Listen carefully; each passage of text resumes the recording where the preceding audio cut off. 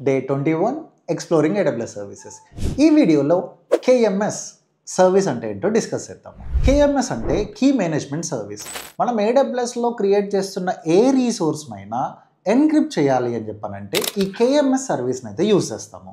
అది S3 bucket కానివ్వండి, EBS volume కానివ్వండి, డేటాబేస్ కానివ్వండి, ఈ KMS యూజ్ చేస్తే మనం ఎన్క్రిప్ట్ చేస్తాము.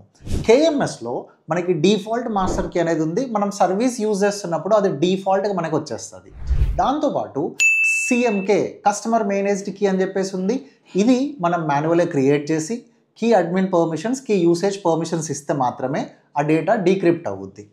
సో ఈ KMS కీస్ని యాన్యువల్గా మనం కీ రొటేషన్ అయితే చేసుకోవచ్చు.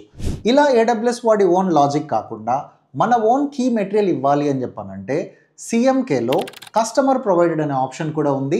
మన ఓన్ డేటా మనం ప్రిపేర్ చేసుకొని దాన్ని జిప్ చేసి KMSకి ఇస్తే మనము ఏ అప్లోడ్ చేసిన లాజిక్ అయితే ఇచ్చామో ఆ లాజిక్ని బేస్ చేసుకొని మన డేటాని మొత్తం ఎన్క్రిప్ట్ చేస్తుంది. సో ఒక రీజియన్లో క్రియేట్ చేసిన కీని ఇంకో రీజియన్లో ఉన్న రీసోర్స్ని ఎన్క్రిప్ట్ చేయడం కూడా possible multi region key create చేసినప్పుడు. మీరు ఏ డేటానైనా సెక్యూర్ చేసుకోవాలి అని చెప్పానంటే డెఫినెట్గా మీరు KMS సర్వీస్ అయితే యూజ్ చేయాలి.